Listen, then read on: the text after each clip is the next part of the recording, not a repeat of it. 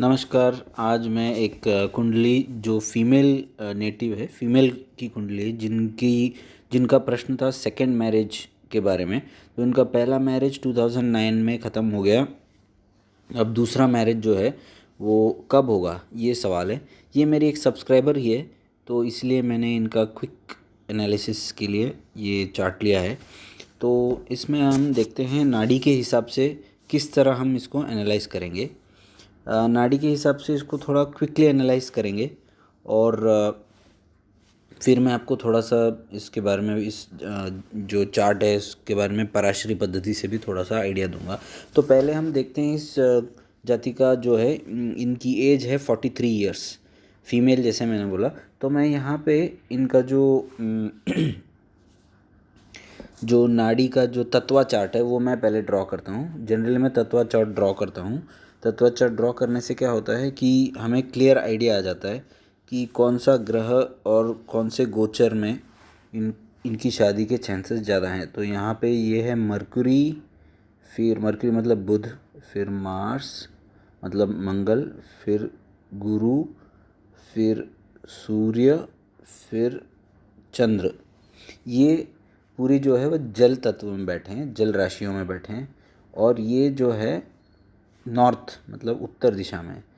अब पूर्व दिशा में जो बैठे हैं वो है राहु और शनि। दक्षिण में कोई ग्रह नहीं है, कोई ग्रह नहीं बैठा है।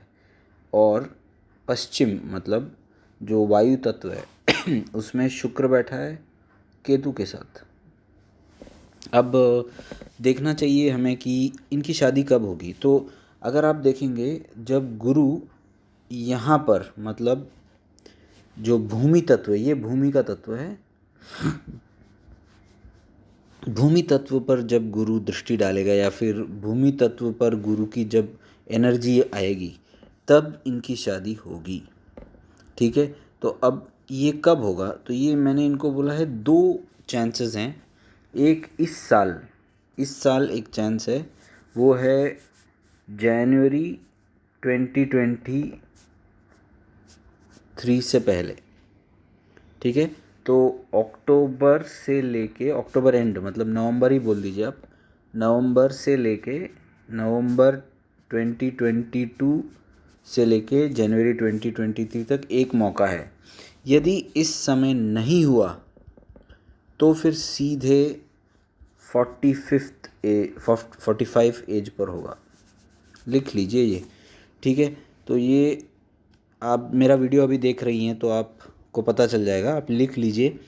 करना है तो इस समय जो मैंने आपको बोला है नवंबर 2022 से जनवरी 2023 के बीच में स्पीड अप करना पड़ेगा।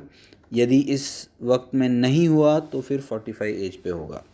ठीक, तो ये सिंपल एनालिसिस था, क्विक एनालिसिस था।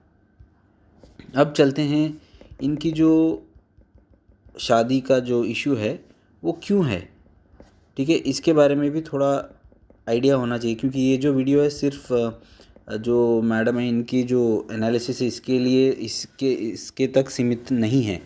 इसके आगे भी थोड़ा हमें देखना है। तो मैं पराशरी पद्धति से इसका थोड़ा एक्सप्लेन करूँगा। ये पूरा एक्सप्लेनेशन नहीं होगा, ये थोड़ा ही एक्सप्लेनेशन होगा, लेकिन फिर भी इस चैनल पे जो आते हैं वो पढ़ने के लिए भी आते हैं थोड़ा सा, और आप अपना भी तरीके से इसको एनालाइज कर सकते हैं। मैं ऐसा नहीं बोल रहा हूँ कि जो मैं बोल रहा हूँ पराशरी पद्धति से पूरा है, लेकिन जो नाड़ी के हिसाब से मैंने बोला है वो उनकी हस्तरेखा को देख के और नाड़ी चार्ट को देख के बोला। ये जो अब मैं बोलने वाला हूँ ये पराशरी केवल कुंडली को देख के।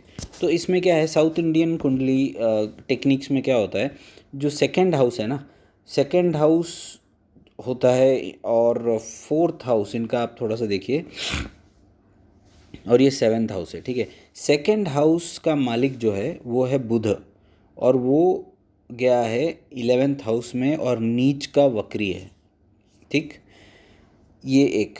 दूसरा जो है इसमें देखना आपको ये पड़ेगा कि बुध तो ये सेकंड हाउस मतलब कुटुंब स्थान है, कुटुंब स्थान है। तो ये इसका जो मालिक है या फिर स्वामी है वो नीच में गया है, ये एक। तो मतलब कुटुंब से संबंधित जो प्रॉब्लम्स आने वाली हैं। ठीक है, दूसरा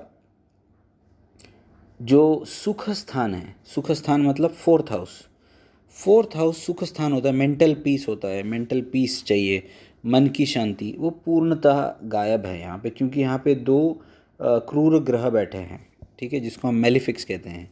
तो ये एक रीज़न है। और एक रीज़न जो है ना वो है ये फिफ्थ हाउस है। फिफ्थ हाउस का भी मालिक बुध है, वो नीचे है। Fifth house is love, romance, relationship, ये होता है। तो ये भी नीच का है। तो इसका मतलब जो रिलेशनशिप में आपको धोखा मिल सकता है या फिर रिलेशनशिप से आपको संतुष्टि नहीं मिलेगी। अब चलते हैं सेवेंथ हाउस, जो नॉर्मली जो विवाह से संबंधित जो होता है उसका कारक है। सेवेंथ हाउस पर जो दृष्टि है, ये किसकी दृष्टि है देखते हैं।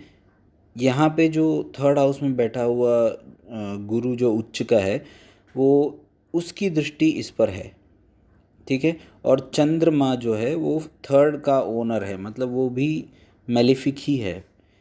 गुरु भी यहाँ पे मेलिफिक है, क्योंकि जो गुरु का जो स्वामित्व, गुरु एट्थ का लॉर्ड है, मतलब अष्टमाधिपति है गुरु।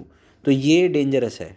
अष्टमाधिपति की दृष्टि अच्छी नहीं होती सप्तम पे, ठीक है। और चंद्र भी थर्ड है, इसकी दृष्टि भी यहाँ पे है। तो हम लोग दृष्टि मतलब नाड़ी में इसको त्रिकोण दृष्टि बोलते हैं। आप इसको इग्नोर भी कर सकते हैं। आप केवल गुरु की दृष्टि को आप कंसिडर कीजिए, वरना ये समझ नहीं आएगा आपको, ठीक है। तो ये एक है। दूसरा जो है गुरु, क्योंकि यहाँ पे मेलिफिक है। क्यों मेलिफिक है? क्योंकि ये अष्टम का स्वामी है, एट्थ हाउस का मालिक है। इसकी दृष्टि जो है वो मंगल पर भी है। इसकी दृष्टि मंगल पर भी है, और मंगल अस्त है। अस्त होने से वो अस्त, ऑफ कोर्स अस्त होने से इफेक्ट होता है, परंतु जो गुरु की दृष्टि मंगल पर है, और गुरु जो है अष्टम का स्वामी है। तो ये और एक इशू है।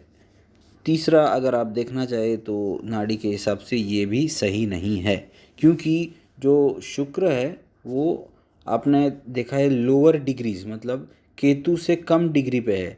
तो इसका मतलब है केतु जो है वीनस की तरफ, मतलब शुक्र की तरफ जा रहा है। तो इससे भी प्रॉब्लम्स आती है रिलेशनशिप में। तो ये था ये क्विक चार्ट एनालिसिस।